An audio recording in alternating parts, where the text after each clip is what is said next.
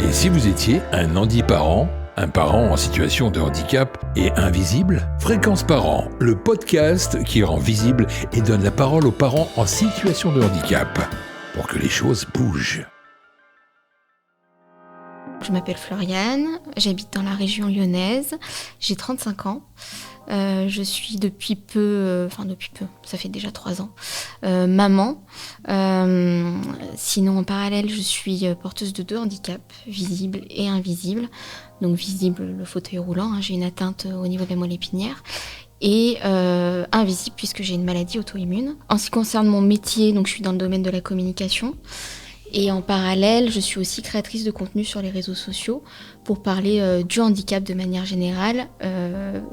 Et du coup du handicap visible et invisible, pour montrer déjà tout ce qu'il est possible de faire malgré une maladie ou un handicap, apporter des astuces, etc. Et plus récemment, de parler handiparentalité et maternité, puisque ce sont des sujets dont on parle très peu. Moi, j'ai toujours voulu être maman, encore plus à partir de 25-30 ans, où je me suis dit... j'ai commencé même à demander à des médecins pour savoir si, dans mon cas, déjà, ça allait pas être plus compliqué, etc.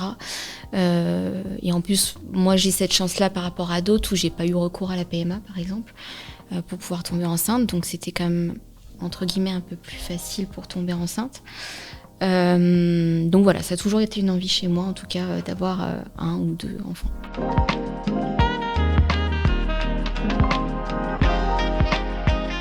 Alors mon entourage, mes amis, ma famille, tout ça, aucun problème de ce côté-là. Plutôt des fois une question de la part de mes beaux-parents pour savoir si c'était possible, mais ça c'était une question normale parce qu'ils ne connaissaient pas le handicap, donc forcément on leur expliquait un peu plus de choses et que dans mon cas c'est possible en tout cas de devenir maman. Pour les professionnels de santé, ils m'ont toujours dit que c'était possible. Il fallait avoir un suivi, bien sûr. Être bien suivi dans un bon hôpital pour lorsque je serai enceinte. Et puis voilà, en fait. Mais non, j'ai jamais eu d'avis négatif, en tout cas, sur ce sujet-là, à ce moment-là, en tout cas, avant la grossesse. Alors, je me suis posé des questions que je ne pensais jamais me poser. Alors moi, j'ai su déjà très tôt que j'étais enceinte, au bout de 4-5 semaines. J'ai eu des symptômes tout de suite de grossesse, les mauvais symptômes d'ailleurs, les envies de vomir et vomissements. Et en fait, j'étais suivie, moi, à l'époque, par une gynéco en cabinet privé. Et donc elle m'avait dit on va faire une échographie comme ça, mais de contrôle, c'est pas obligatoire, mais pour vérifier qu'il n'y ait pas de grossesse extra-utérine, par exemple, des choses comme ça pour se rassurer, mais on ne verra pas grand-chose, forcément, à 4-5 semaines, on ne verra pas grand-chose. Donc j'y suis allée toute seule, parce que j'avais dit, moi, Damien, on verra rien, de toute façon, c'est vraiment quelque chose pour se rassurer. Et j'étais sur la table d'auscultation, et cette gynécologue, et là, je dirais les mots, vraiment mot pour mot, m'a dit « Oh merde, c'est pas possible ». Et là, je commençais à me décomposer. J'ai jamais vu ça, c'est pas possible. Et je lui dis, mais qu'est-ce qui se passe? Et donc je commence à me décomposer, elle me dit, là pour vivre des obstacles, vous en vivez un. Y en a qui sont pas foutus d'en vivre un seul, mais vous en vivez. Je fais, mais qu'est-ce qui se passe? Elle me dit, y a 2 poches. Et donc je lui dis, comment ça 2 poches? Et elle me dit, des jumeaux. Donc voilà, donc j'ai dit ok, c'est pas non plus une mauvaise nouvelle en soi. Enfin, sur le coup, c'est que ça marche très bien chez moi. Mais je me décomposais quand même, vu sa réaction. Et puis elle me disait, mais de toute façon, ne vous inquiétez pas, ça se trouve, il y en a un qui tiendra pas sur les 2 dans le mois qui vient, voilà. Donc ok, et elle me dit de toute façon on se revoit dans 2-3 semaines, je veux vous voir, et puis là vraiment il faut que vous soyez suivis tout de suite à la Croix-Rousse, donc l'hôpital vraiment qui est conseillé sur Lyon quand on a une grossesse particulière. Et mais il faut que je vous revoie, et puis ça se trouve, vous inquiétez pas, le deuxième, il y en a un des 2 qui tiendra pas. Ok, donc je repars de là. J'appelle en fait d'abord ma maman parce que c'est mon premier réflexe. Je dis mais en fait comment je vais faire Tout de suite, elle m'a dit félicitations, ma fille, ça marche très bien chez toi. Et en fait, j'étais entre deux. Voilà, c'était très bizarre dans ma tête. Et elle me rappelle après, elle me dit mais en fait, on va faire comment? Et je lui dis c'est ce que j'osais pas dire. Comment mon corps va tenir? Comment on va s'en sortir aussi, même quand Damien reprendra le boulot, moi toute seule avec deux enfants, tout se chamboulait dans ma tête. Puis après j'appelle Damien qui me dit, donc Damien c'est mon compagnon, je n'avais pas précisé, mais c'est super, c'est génial, c'est mon rêve d'avoir des jumeaux et tout, donc vraiment pas du tout les mêmes émotions et les mêmes réactions. Et moi je lui fais pas part tout de suite de mes appréhensions, on en discutera plus tard. Et donc voilà, mais donc je rentre et tout. Et en fait, c'était vraiment des émotions un peu... je saurais même pas l'expliquer encore aujourd'hui, en fait. De joie, mais en même temps d'appréhension énorme, en fait. Et surtout pour mon corps, en fait. De savoir si mon corps, en fait, allait bien s'en remettre après une grossesse gémellaire. Si la prématurité, parce que déjà on a plus de risques de prématurité quand même quand on est en fauteuil roulant, déjà à la base. Donc si en plus il y a une grossesse gémellaire, c'est quand même 2 fois plus de risques, etc., etc. Donc plein de choses. Et pour l'organisation après. Donc voilà, j'ai eu... et en fait au niveau professionnel, j'ai pas eu un super accompagnement en fait de ce côté-là. Des bonnes réactions tout de suite de la part de ma gynéco, j'y suis plus jamais retournée d'ailleurs. Je suis suivie ailleurs maintenant, même aujourd'hui. Et au final, en fait, petit à petit, je me suis renseignée, je me suis dit il faut quand même que je sois suivie déjà à la Croix-Rousse, que je demande plus d'infos là-dessus sur le sujet, que j'essaye de voir aussi s'il y a d'autres mamans qui ont eu une grossesse gémellaire dans mon cas. J'en trouvais pas. Donc j'ai pris un rendez-vous au planning familial à la Croix-Rousse et pour poser les bonnes questions, voir quelle solution il y avait, parce que je voulais pas avoir recours à un IVG, enfin voilà.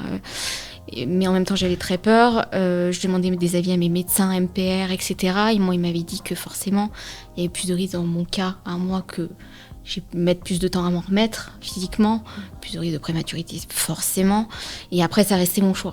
Et en fait moi je me suis vraiment renseignée toute seule parce qu'on m'a donné aucune clé, et du coup j'ai vu qu'il y avait l'option de la réduction embryonnaire. Alors normalement ça se fait que pour les grossesses de triplé, quadruplé, etc. Ou quand y a la maman qui a un gros risque pour sa santé lors de sa grossesse, mais pas pour des grossesses gémellaires. Mais je me suis renseignée, etc. Et puis là, ils m'ont dit, on va vous prendre un rendez-vous avec une spécialiste en périnatal, service anténatal, pour discuter de ce sujet-là, et vous verrez bien. Donc j'ai eu un premier rendez-vous avec elle, et elle m'a expliqué, alors elle a eu des mots très durs, pourquoi vous recommencez pas tout, vous faites un IVG, et puis vous retombez enceinte, et puis vous prenez pas la tête, quoi. Et j'ai dit, mais là, docteur, j'ai dit, la question, c'est déjà, je ne sais même pas si je pourrais retomber enceinte, j'en sais rien, hein, des fois, ça peut ne pas arriver. Et de 2, si je peux en garder un en bonne santé, c'est ma priorité, en fait. Donc, s'il y a cette possibilité-là, je la prends, en fait. Et donc là, après, on a fait une échographie, etc. Et ça a été vraiment le parcours du combattant pendant jusqu'à la 12e semaine même 13e semaine de grossesse, parce qu'il fallait qu'ils en discutent avec d'autres spécialistes, etc. Il fallait qu'ils aient des preuves comme quoi pour moi c'était plus risqué, etc. Et une semaine avant la fin de mon premier trimestre de grossesse, ils m'ont enfin dit oui.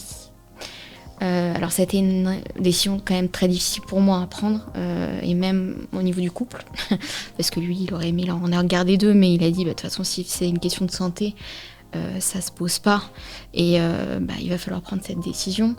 Mais voilà, la décision a été très très dure, les médecins ont quand même été assez durs au niveau des mots parfois, l'acte a été dur aussi.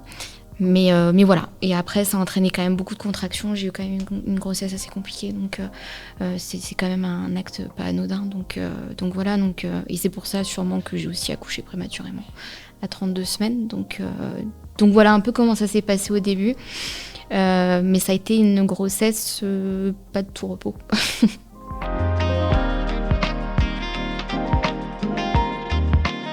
Autant même psychologiquement que physiquement. Moi, je pensais être accompagnée même par mon centre de rééducation. Pas du tout. Moi, je pensais que j'allais avoir un soutien kiné aussi. J'ai même pas vu mes rhumatologues. J'étais en train de leur courir après. J'ai enfin réussi à avoir mon rhumato au 6e mois de grossesse parce que j'avais des douleurs monstres. Pour le voir juste pour un rendez-vous. Alors qu'au début, il m'avait dit, vous inquiétez pas, la grossesse c'est magique, votre corps il oublie la douleur, etc. Et puis peut-être que ça reviendra après. Pour moi, pas du tout. En fait, j'ai vu personne durant ma grossesse, mis à part des gynécologues. Pour le bébé. Pour la maman, personne. Et en fait, c'est là que je vois alors c'est important, hein, la santé du bébé est ultra importante. Mais la santé mentale et physique de la maman, c'est aussi important que le bébé. Et je trouve qu'il y a eu un gros manque de ce côté-là, pluridisciplinaire. Alors j'ai vu les ergothérapeutes d'Henri Gabriel au tout début de ma grossesse, pour l'aspect matériel, pour l'après, on va dire, grossesse, de comment ça allait se passer. Et encore, c'est avec eux que j'ai pu en discuter. Après, moi, j'ai fait des recherches moi-même. Il manquait certaines choses, des astuces que je pouvais peut-être développer. C'est pour ça, du coup, j'ai développé ce sujet sur les réseaux sociaux, parce que je voyais qu'on n'en parlait pas assez. Donc là, de ce côté-là, le côté après-grossesse, matériel et tout ça, j'ai été accompagnée. Pour l'aspect administratif, on m'a un petit peu donné des outils et de savoir comment il fallait procéder pour la PCH, etc. Donc Henri Gab m'a bien aiguillée là-dessus. Mais par contre, côté santé physique et mentale, pas du tout.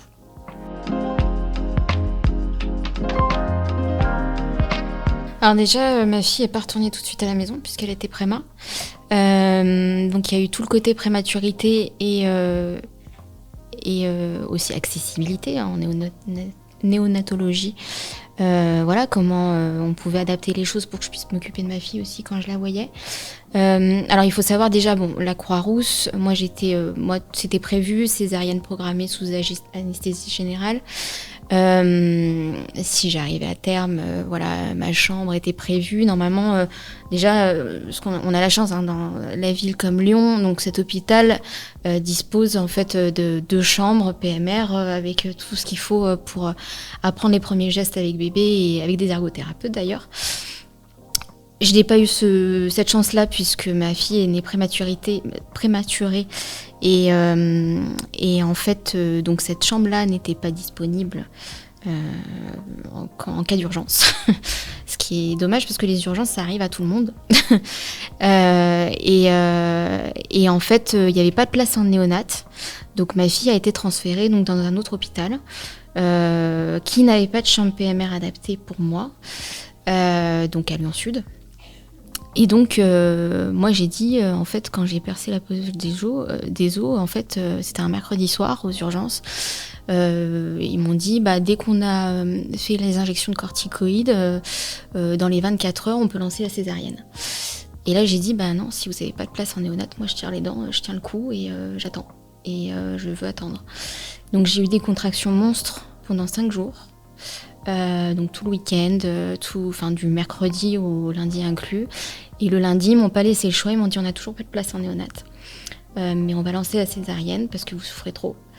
Et votre fille sera transférée à Lyon Sud. Donc à mon réveil, je l'ai vue peut-être 1 minute à tout casser dans sa couveuse. Et donc elle a été transférée à Lyon Sud. Et en fait, la condition pour que je puisse la rejoindre, c'est que je sois complètement autonome, puisqu'ils n'avaient pas le temps de s'occuper de moi en tant que patiente. Donc j'étais plutôt en tant qu'accompagnatrice de mon enfant, parce que j'avais pas été opérée à Lyon Sud. Et donc, et c'était pas des vraies chambres PMR. En fait, à Lyon Sud, ils n'ont pas vraiment de chambre PMR en maternité. Donc c'était un peu compliqué en niveau logistique. En plus, en ayant eu une césarienne, je souffrais quand même pas mal. Et donc en fait le mercredi matin, donc moins de 24 heures après la césarienne, la kiné est venue voir si j'arrivais à être autonome pour une douche toute seule. pour aller aux toilettes toute seule, faire mes sondages, faire tout toute seule. Ce qu'une maman, même valide, ne pourrait pas faire après une césarienne, au bout de 5 jours. J'y suis arrivée. Et donc, j'ai pu être transférée à Lyon Sud le jour même. Et j'ai pu voir ma fille enfin. Donc voilà. Et en fait, le lendemain, elle a été retransférée dans un autre hôpital, donc à la HFME, parce qu'elle avait des gros soucis de santé et ils suspectaient en fait la mucoviscidose. Et là, ils m'ont dit, soit vous restez à Lyon Sud parce qu'à la HFME, on n'a pas de chambre PMR disponible, prise par des personnes qui n'en ont pas besoin pour changer. Et puis, ou sinon, vous restez là pour vos soins de césarienne parce que vous en avez besoin. Sinon, la deuxième option, vous rentrez chez vous avec des soins infirmiers à domicile, mais vous faites attention à votre ventre, mais vous pourriez voir votre fille tous les jours, faire les déplacements toute seule. J'ai pris la deuxième option. Et on a fait les allers-retours pendant 1 mois. Donc j'ai bien serré les dents pour mon ventre pendant quand même la première semaine. Bonne nouvelle, pas de mucoviscidose. Au bout d'une semaine, le diagnostic est tombé. C'était de gros problèmes intestinaux parce que les premiers problèmes quand on a une mucoviscidose, c'est intestinaux. Donc voilà, et elle est restée donc 5 semaines en néonate. Et moi, j'ai eu 1 semaine en unité kangourou. Je sais pas si tu vois ce que c'est. Donc, c'est un petit peu l'entre-deux après la néonate quand le bébé va mieux. Et donc, j'étais hospitalisée avec elle 1 semaine, presque 10 jours, pour un peu créer enfin du lien avec ma fille. Et donc, m'occuper d'elle, apprendre les premiers gestes. Alors là, le problème, c'est que mes douleurs commençaient vraiment à s'accentuer en parallèle. Donc, au bout d'1 semaine, j'ai craqué. En fait, j'arrivais même plus à me lever la nuit pour lui changer les couches, le biberon, etc. Donc, c'est que les sages-femmes ont compris parce que en fait, je n'osais pas demander de l'aide. Elles n'avaient pas l'habitude d'avoir des cas particuliers comme le mien. Et elles m'ont dit, mais si vous voulez, on vous la garde la nuit pour les 2 biberons de la nuit, comme ça vous vous reposez, et puis la journée, vous pouvez vous en occuper, quoi. Et là, j'ai soufflé les 3-4 derniers jours, parce que j'arrivais plus à me lever, quoi. Ma spondylarthrite me faisait trop mal. Et enfin, après le retour à la maison, ça s'est bien passé. Un peu d'appréhension, c'est normal, comme pour tout le monde, comme pour tout parent.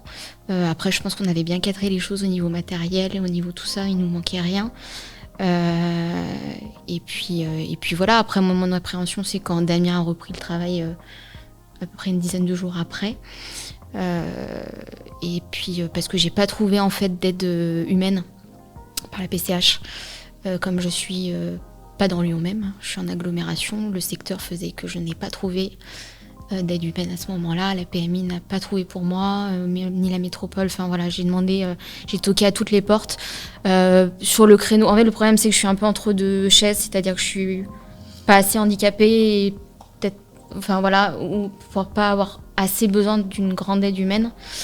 Parce que je suis quand même assez autonome et j'avais besoin que sur des horaires spécifiques vraiment pour la préparation du matin, pour voilà, et du coup c'était pour aller peut-être 2 heures dans la journée, en fait ça convenait pas pour Chassieux, ils trouvaient personne, donc au final je me suis débrouillée toute seule et avec mes parents, quoi. Bon, heureusement que je suis quand même de nature, on va dire, positive, etc. Ça va aller, on trouve toujours des solutions, on s'en sort toujours. Donc je me suis dit, de toute façon, on verra comment ça va se passer, quoi. C'est sûr que la première journée toute seule, je l'ai appréhendée, forcément, comme tout le monde. Et en fait, je me suis dit, waouh, je suis arrivée à me doucher, je suis arrivée à tout faire, je suis arrivée à m'occuper de la petite, tous les biberons, voilà, les 2 premiers jours, waouh, la première semaine, j'arrivais même à me doucher, alors que je voyais d'autres mamans qui me disaient elles avaient des cheveux gras, etc., qu'elles n'arrivaient pas à se doucher, etc. Et je me suis dit, j'arrivais tout, mais en fait, en gros, je me posais jamais quand elle dormait. Et je faisais les repas, je faisais tout. Et en fait, au bout d'1 semaine, j'arrivais plus à me lever la nuit, les douleurs encore plus hautes que d'habitude, plus fortes. l'inflammation, enfin tout ça. Le matin, j'arrivais même plus à me lever. Mes parents ont dû même un peu nous aider, prendre de temps en temps. Donc du coup, on prit un peu plus tôt que pour d'autres parents la petite la nuit pour nous soulager. Parce que Damien, il travaillait aussi, il était claqué et que tenir une nuit complète tout seul alors qu'il bossait le lendemain, c'était compliqué aussi. Donc il a beaucoup compensé aussi les premiers mois parce que moi, j'arrivais plus à me lever. Donc voilà, en fait, j'ai trop fait d'un coup.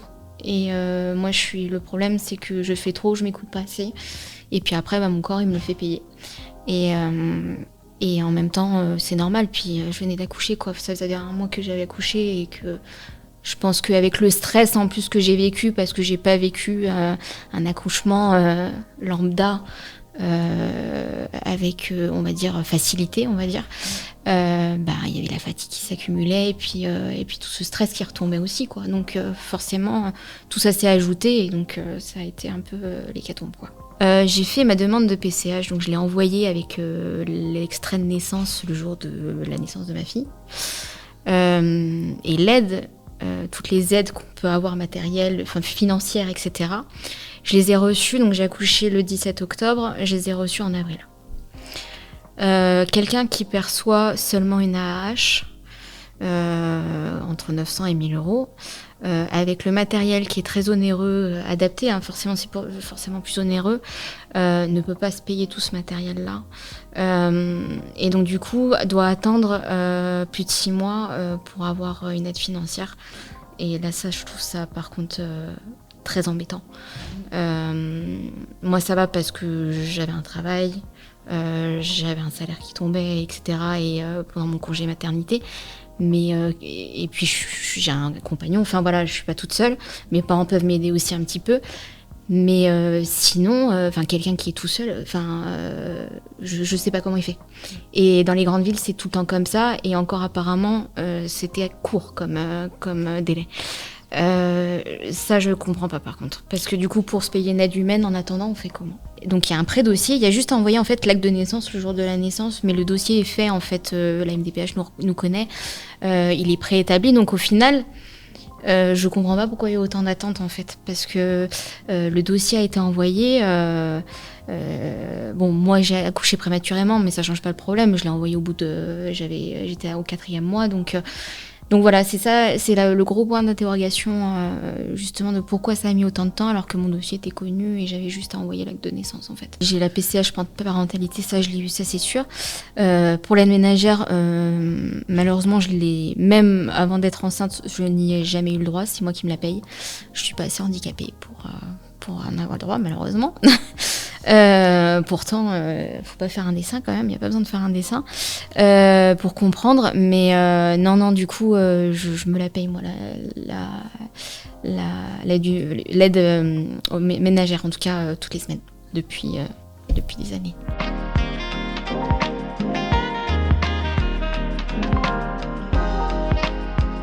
Nous, elle nous a jamais fait de crise de séparation, parce qu'elle était quand même assez tôt à la crèche, elle avait 4 mois et demi.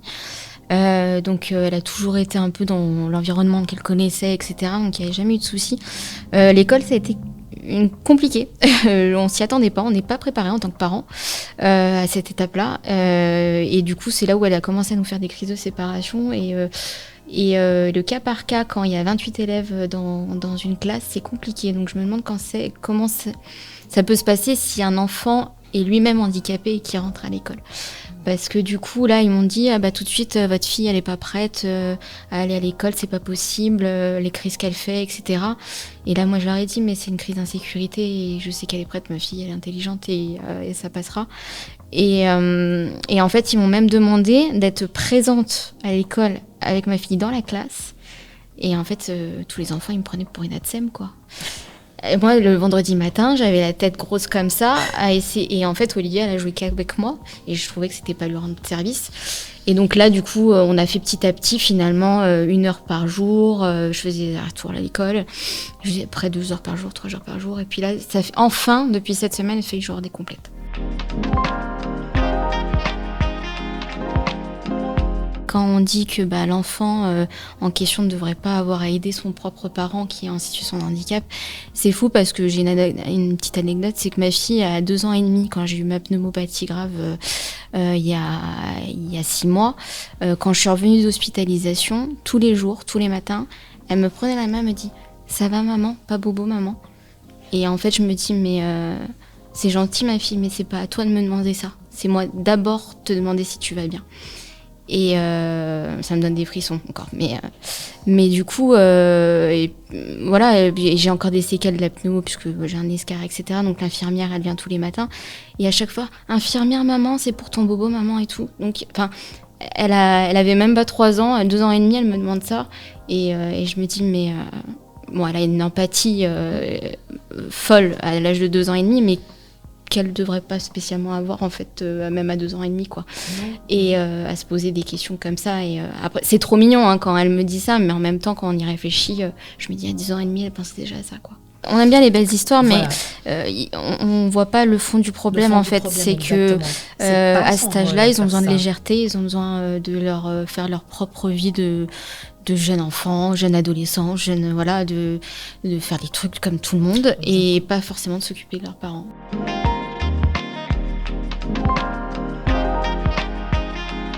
Moi, je vais peut-être un peu plus parler pour les mamans. Alors déjà, les doutes, il y a plusieurs questions. C'est quel message peut faire passer en cas de doute avant une grossesse, par exemple, pour un projet grossesse. Si vraiment on a, en plus c'est vrai qu'il y a souvent parfois des témoignages un peu négatifs. Moi, j'ai une histoire quand même pas facile, mais en fait, c'est de se dire que certes, c'est pas facile, mais en vrai, chaque histoire est différente. Ça peut aussi très bien se passer. Donc, faut aussi se dire ça. Moi, j'ai pas eu de chance, mais ça peut aussi très bien se passer. Donc, il faut aussi essayer de se dire qu'il peut y avoir du positif. Et je pense qu'on a cette capacité, quand on a un handicap, de toujours s'adapter et trouver des solutions. Des plans B, des plans C, des plans D, etc. On en trouve 36 000. Donc notre capacité d'adaptation, elle est immense. Et c'est là que je me rends compte que j'ai toujours rebondi, en fait, que j'ai toujours trouvé des solutions. Et je pense que c'est le cas pour toute personne porteuse d'un handicap. C'est qu'on a cette capacité à arriver à rebondir et à toujours trouver des solutions, des plans B, des plans C, des plans D, comme je dis bien. Et c'est en ça qu'il faut avoir confiance, je pense. Justement. Mais du coup, que ce soit en projet ou pendant parce que ça va pas, et voilà, je pense qu'il faut se dire ça, qu'on arrive... généralement, on a quand même cette capacité à rebondir. Si j'avais un autre conseil, c'est peut-être de plus prendre les rendez-vous avec les spécialistes en amont pour la pré-grossesse. Tant pis si ça vient de nous-mêmes, si ça vient pas de notre centre de compétences MPR ou etc. Et que ça vient de nous, mais peut-être de le faire, de prendre les devants, de prévoir l'après en fait, et de l'accompagnement, que ce soit au niveau de la kiné, de la MPR, des autres spécialités. Moi ça a été de la rhumato, etc., ou du psy même. Peut-être de tout prévoir en amont, dans 9 mois, voilà, je prévois tous mes rendez-vous de suivi, de voir comme ça s'il y a besoin de rééducation, de faire un point complet. Et c'est peut-être ça que j'ai pas fait à l'avance, parce que je pensais que j'allais être plus accompagnée que ça, et pas avoir à le faire moi-même. Et donc c'est un peu un conseil, voilà, de se faire un carnet de route, et un carnet de l'après, des rendez-vous, voilà, un peu important, de suivi, quoi.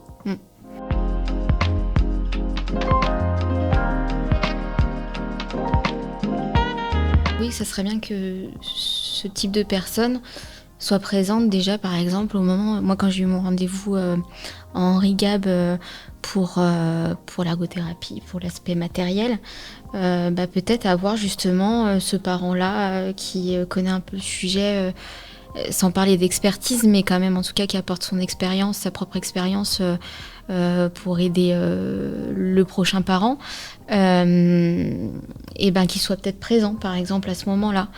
Après, ça peut être au moment, voilà, peut-être à plusieurs moments, plusieurs étapes, il y a après la grossesse, ou Après, je vois pas. Oui, et après, sinon, il faut faire appel aux associations. Après, il faut que la personne concernée soit au courant aussi de l'existence de ces associations. Et c'est ça le problème. Mais même, par exemple, le rendez-vous en ergothérapie, faut être au courant que ça existe aussi, c'est pareil. Donc, moi, je savais parce que j'étais suivie là-bas en MPR, mais quelqu'un qui n'est pas suivi là-bas ne le sait pas. Donc, c'est vrai qu'il faudrait peut-être qu'aussi les gynécologues, même en cabinet privé, soient aussi peut-être plus informés sur le sujet et conseillent un petit peu plus. C'est un petit peu comme... alors, moi, ma maladie de base, c'est un problème d'acide folique. Donc, un manque d'acide folique, voilà, qui, du coup, qui pose un problème au niveau de la malformation du tube neural. Et donc, la moelle épinière. Et en fait, il n'y a pas assez de prévention là-dessus. Et on ne dit pas qu'il faut prendre l'acide folique avant et pendant la grossesse, etc. On n'en parle pas assez. Ma gynéco m'en a jamais parlé. Et pourtant, je connais le sujet. Et donc c'est un petit peu le même sujet où justement que les gynécos de cabinets privés pourraient peut-être un petit peu, il faudrait des flyers ou je sais pas, sur le sujet du handicap. Bah voilà, si jamais elles suivent un futur parent en situation de handicap, bah voilà où il peut aller se renseigner ou à qui il peut contacter, etc. quoi.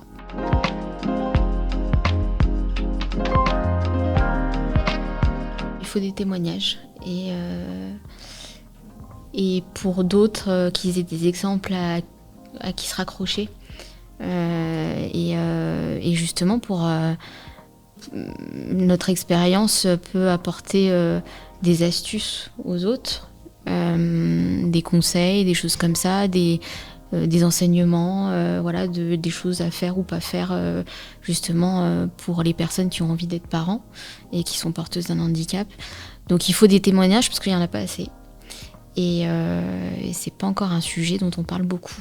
Et je pense que ça serait bien aussi que les professionnels de santé, que ce soit gynécologues, sages-femmes, etc., entendent aussi ce type de podcast de témoignages parce que ils croient souvent, parce qu'ils travaillent dans le monde hospitalier, ils connaissent le handicap.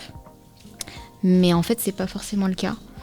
Et du coup, je pense que c'est important aussi que les professionnels écoutent ce type de témoignages pour justement adapter leur discours et leur accompagnement en fonction de la personne qu'ils ont en face. Vous venez d'écouter Fréquence Parents. Alors si vous aussi êtes parent ou futur parent en situation de handicap, rejoignez le collectif Antiparentalité, un réseau de soutien et d'entraide entre pairs. Un podcast réalisé par Action Visible en partenariat avec la région Auvergne-Rhône-Alpes et les marques Azae et Dom Alliance, spécialistes des services à la personne et membres du groupe à domicile.